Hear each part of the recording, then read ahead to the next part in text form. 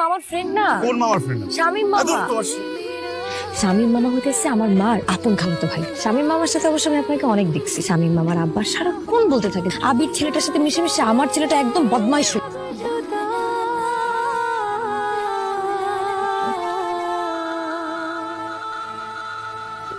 মায়া,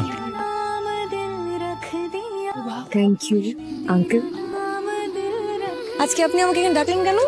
মায়া, হুম, আমি ভালোবাসি। কি? I love you. নিজের চেহারা আয়না দেখছেন? চেহারা তো ঠিকঠাক আছে, ভালো চেহারা, সুন্দর চেহারা। আপনার সাথে আমার এই সম্পর্ক জীবনেও সম্ভব না। আমি মাত্র কলেজে পড়ি আর আপনি গ্রাজুয়েট। আপনি আমার মামার বন্ধু, মানে আপনি আমার মামা। আর যদি কোনোদিন আমার পেছন পেছন ঘুরেন তাহলে আমি আপনাকে এমন অপমান করব, চোখ লজ্জায় কোনোদিন আমার সামনে এসে দাঁড়াতে পারবেন না। ফালতু।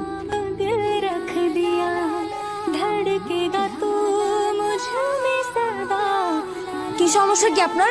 আপনি এখন আর আমার পিছে পিছে ঘুরেন না কেন? ধমক দিয়ে কথা বলতেছ কেন? কে দিছে তোমার অধিকার? এত কথা বলে লাভ নাই। আপনি আমাকে বলেন যে আপনি এখন আমার পিছে পিছে আসেন না কেন? না করছো তাই আসি না।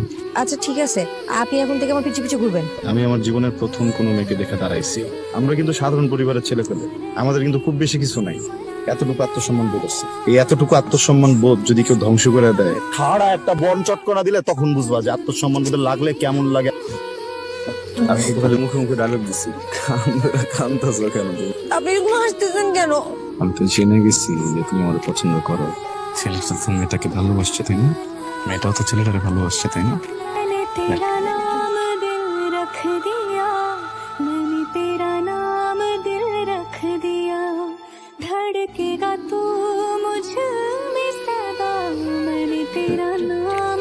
সালাম শিকদার তোমার বাবা না? আমার বোন আপনাকে ভালোবাসে, আপনি আমার বোনকে ভালোবাসেন। 6 মাসের মধ্যে নিজেকে প্রতিষ্ঠিত হয়ে দেখাবেন। ওর এইচএস এর পর ওর বিয়ে দিয়ে দেবো আমি 6 মাস পর। এর মধ্যে যদি নিজেকে প্রতিষ্ঠিত করতে পারেন আমি ওর বিষয় নিয়ে ভাববো। আমি সিদ্ধান্ত নিয়েছি কালকে থেকে আব্বার ব্যবসায় বসবো। আমি অনেক খুশি যে তুমি তোমার আব্বার ব্যবসায় বসবে। আমার তোমাকে কিছু কথা বলার আছে। তোমার অনেক বাজে অভ্যাস আছে না, অনেক বাজে সঙ্গও আছে। আমি শুনছি মাঝে মাঝে তুমি মদ গাঁজাও খাও। তুমি আমার জন্য এগুলো সব ছেড়ে দিও।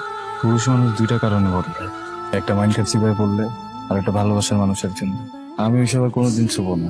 আমি তোমার অনেক ভালোবাসি। আমিও তোমার অনেক ভালোবাসি। আমি চাই 6 মাস পরে ভাইয়া এসে আমাকে বলো আবির তার কথা রাখছে।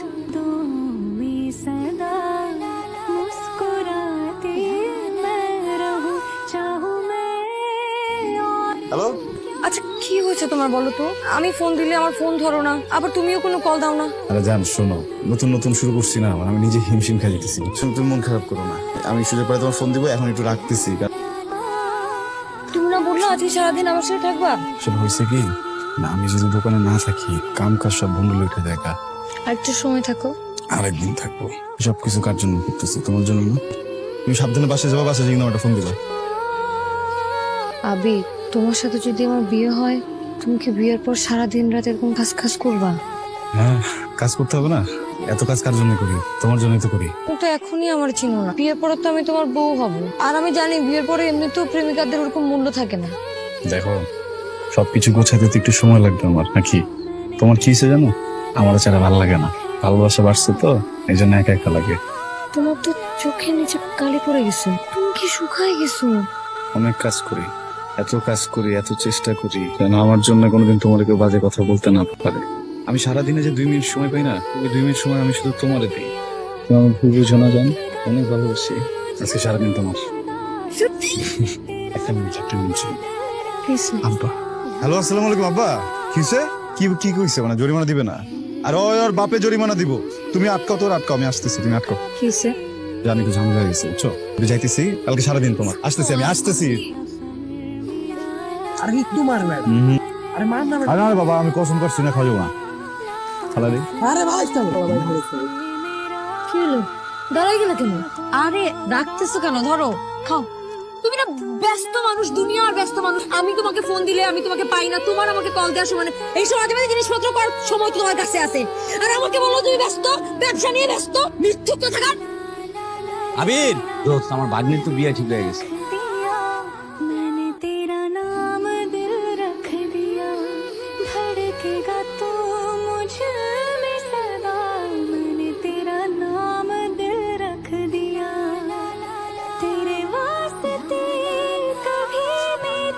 আশ্চর্য, এতগুলো মানুষের সামনে তুমি আমাকে হাত ধরে এখানে টেনে নিয়ে আসলা? তুমি আমার সাথে থাকতে পারবা? তোমাকে ছাড়া থাকতে না পারার কি আছে? তোমাকে ছাড়া যদি থাকতে না পারতাম তাহলে নিশ্চয়ই আমি বিয়ের সিদ্ধান্ত নিতাম না। মায়া, আমি তোমার শেষবারের মতো জিজ্ঞেস করতেছি, মায়া কি আবিরকে ছাড়া ভালো থাকতে পারবে? হ্যাঁ, মায়া আবিরকে ছাড়া ভালো থাকতে পারবে। আমি তোমাকে ছাড়া ভালো থেকে দেখাবো।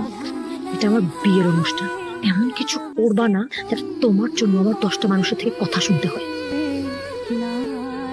আমি কোনদিন কাউকে ভালোবাসি নাই, কোনদিন আমার জীবনে ভালোবাসা আসছিল না, আর ভালোবাসার মানুষজন কোনদিন বিয়ে করতে পারে না। এসো।